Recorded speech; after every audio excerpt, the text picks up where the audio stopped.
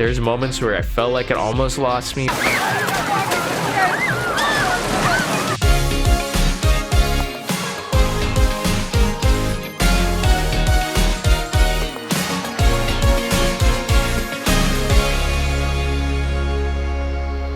Drive-by movies, you're watching fresh releases. My name's Blaise. And I'm James. And this week, we're talking about Sean Baker's latest movie, Anora. I like Anora. It's a good name.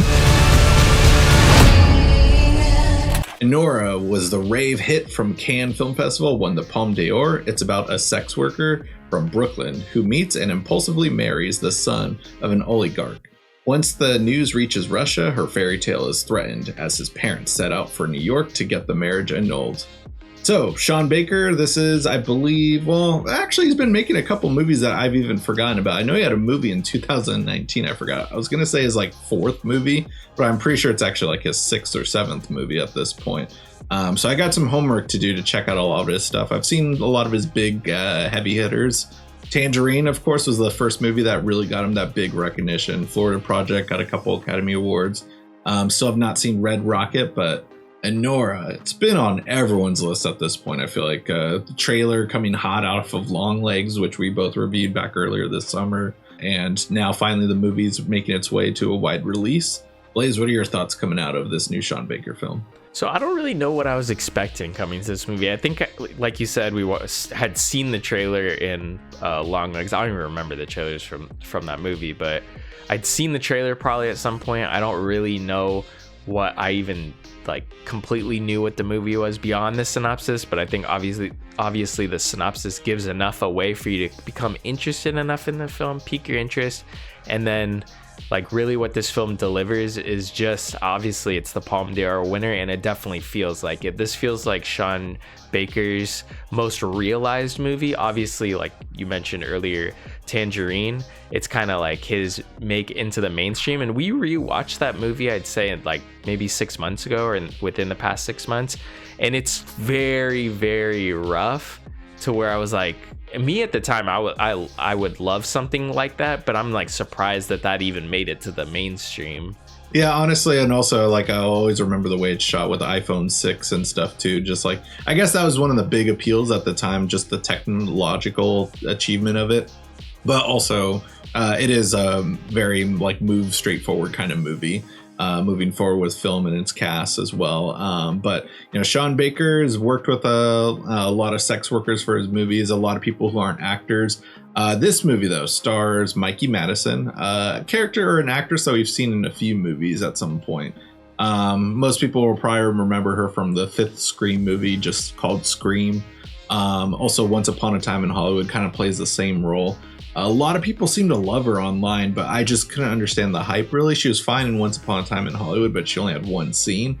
And then she kind of does the same thing in Scream 5, but also was just a little too much like Matthew Lillard in that movie, I thought, too. That kind of put in a sour taste. But here, I see what she's all about. It's she's fantastic in this movie. Really great way to carry this heavy film, especially because a lot of it's in different dialogue too. A lot of it, she's just put into certain circumstances, with us along to where we don't know what's happening. So we relate with her throughout the movie, despite her being someone who's a lot younger than us, working in New York City, a place that, I've only visited and never got to experience the way this movie shoots it. So it was really amazing, interesting, and hilarious watch, despite it not being a fun movie, but it's one of the funniest of the year, though. Yeah, I think this is the most I've laughed in a movie theater in a while, at least, especially going in not even thinking that it's a comedy. So the amount of pleasure I got from watching this movie was just on another level. I feel like that definitely, it's gonna make its way onto my top 10. I think I put a placeholder there at the moment, but I'm just I have to cool off for I'm riding on a high right now. I have to cool off for a week and just figure out where this is going. But yeah, I really enjoyed this movie. It was absolutely hilarious at times. Like you said, it is a very heavy subject matter, and it is kind of I feel like Sean Baker's taken, especially if you look back at Florida Project, yourself, I haven't seen Red Rocket, but he's taken these kind of dark like almost Disney like fantasy movies and giving them like kind of a dark twist, but not necessarily that like, you know, cliche Tim Burton dark twist. You know, he's doing it in like a realistic capitalist dark kind of twist, and this is definitely his play on Cinderella, obviously. Yeah, just this film like honestly blew me away. I don't know what I was entirely expecting going in. There was a ton of rave reviews, but you know, sometimes when you're on the other side of the fence and you see all those rave reviews and you're like, am I really gonna like it that much? Is the hype gonna kill it for me because everyone loves it so much? But this one definitely wasn't killed by the hype. Also, I'm just curious, like because you're kind of bringing up your top 10 and stuff. I definitely for sure know this is going to make it in my top 10. It's not my favorites of the year, I'd say. I know Neon is kind of, I don't know if it's Neon or if it's just like TikTok filmmakers or critics that I watch that are hyping this up as being like the best of the year and is for sure the front runner for Best Picture. I know that it is common that the Palme d'Or is considered for Best Picture, but there's been so many winners that like don't get nominated. Movies like Blue is the Warmest Color, or The Tree of Life. I don't even think that was nominated. That was the last I know American film that won the Palme d'Or, but I don't even know if that movie was nominated for Best Picture. Maybe it was. I could be wrong, but it was. I don't think it might have won something, but I think it won like cinematography if I remember correctly. Which, yeah, understandable. And this movie, I still think it is going to get a lot of Oscar nominations. Not sure if it's going to be the front runner just yet, and not to say it's because of any reason whatsoever. I guess but just this movie I'd say is also Sean Baker's most, I don't want to say digestible movie though. I guess it's just not as depressing as some of his other movies. It's still depressing. Don't get it twisted. This movie is still sad and dark at multiple times. But I guess though this one though, it took me 2 watches for Tangerine to kind of be funny for me, versus this movie I kind of just was laughing along the whole way, despite how sickening and disturbing a lot of these characters are. Some of the people in this movie are people I help out at my job too, just entitled over the top rich people, and just that was making me anxious watching. Yeah, I do feel like this movie, because the comedy, I think what it is it's Sean Baker's funniest movie. I think he's been leaning into the comedy, but I feel like this is the one, like you said, where it's first watch, it's absolutely hilarious. There's moments where you get these I don't want to spoil too much. That's kind of one of the things with our shows. We try and leave it up to you to watch the movie. But yeah, I feel like there's moments in this that are just so funny, just like anyone's gonna laugh. For some reason, a lot of people in my theater, I think that it just I don't think it was going over their head. I just don't think they bought the ticket to a comedy like me. But some of the stuff is just obviously so funny that you're cracking up. But yeah, I have to say this film, there's moments where I felt like it almost lost me, but then it did things where it won me totally back, and just I absolutely enjoyed it. I thought that I'm looking forward, obviously I think we probably said this when talking about the Florida Project, but I'm looking forward to whatever Sean Baker does next. And even when we saw Tangerine, of course, I think that he's a very promising director, and it's cool to see him work on a bigger scale than he has before, and just seems like every project he's getting a little bit more of an opportunity, and more people are watching his movies. Yeah, and I'm just glad that they're getting I know that the Florida Project was an A24 film. I'm pretty sure Tangerine was Magnolia or Magnet, if I'm not mistaken. One of those OG old school indie distributors for the Duplass brothers, I remember, that we loved. And that's how we found out about that movie. I know the Duplass brothers were producers or helped promote it in some way or something. But it's just awesome though, seeing that 2 movies later. I think even though Red Rocket might have been an A24 film as well, it was Neon though just really believes in him and is pushing this everywhere too, and you can tell I like that Neon really puts their effort into 3 movies a year. It seems like we've done the scuffle of A24 versus Neon. Not to say that this movie wouldn't have been heavily promoted at A24, but I just like that it's having its time to shine, and that a lot of people are slowly going to get great word of mouth. And yeah, I'm interested to see how audiences take this movie though, because we saw it in 2 very different crowds.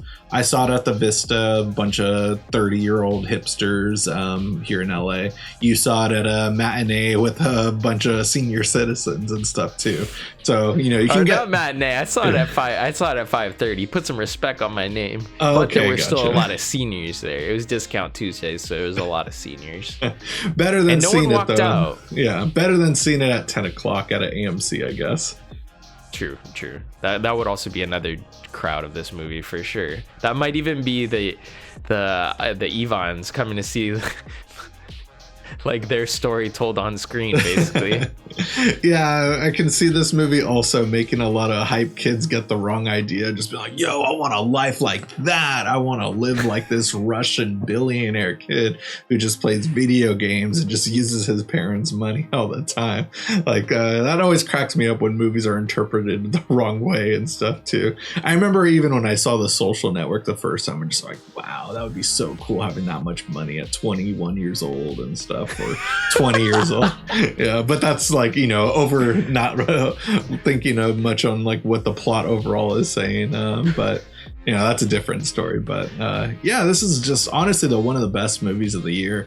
I'd say even though like it's maybe not going to be one of my favorites, I see it being one of the most rewatchable movies though for me. Like I definitely see this like going into my collection and me wanting to get people's reactions out of watching it. Like I see it doing great on YouTube when those were for reaction channels and stuff. Another thing, I know you mentioned this in the Strange Darling review, so I feel like we had to mention it again, but this is another one of those favorite movies of the year that ends in a car. Oh, yeah. Jeez, yeah. What are the odds? Yeah, An emotional gut punch favorite movie that ends in the last scene takes place in a car. And you're just like, what? Yeah, when this happened in this movie too, I was just like, there's no way they're gonna end in a car again, because we've seen so many great films this year that end in a car. Actually, I didn't love Violent Nature, but I know you loved it, so I'll say it's a great film, I guess. Yeah. No, that's hilarious though. Like, way to bring that up. Yeah, 3 of my favorite movies of the year all end in a car. But I'm just stoked on this movie. I'm living on a high right now with like The Substance just a couple weeks ago, and this, like, so many 4-star movies this year, and that's like just, I'm loving it. Like, I can't wait to see what these last month and a half bring us. Hopefully some good stuff. Let's close out 2024 with a banger. Even if this is the last one, I'm still not going to be too bummed just because it's been so great 11 months of movies so far. But definitely go check out Anora. It's in theaters. Highly recommend checking out. Come back here, leave a comment below on what you thought about the movie and if you think it's a Best Picture contender. That's a great way to help support the show. And if you guys haven't already, go ahead and smash that like button, hit the subscribe button, and click that notification bell to get all of our latest updates. And speaking of updates, catch all our social media links down below for Instagram, Twitter, TikTok, as well as our own personal letterbox accounts. That'll conclude this week's episode. Tune in next week for some brand new videos.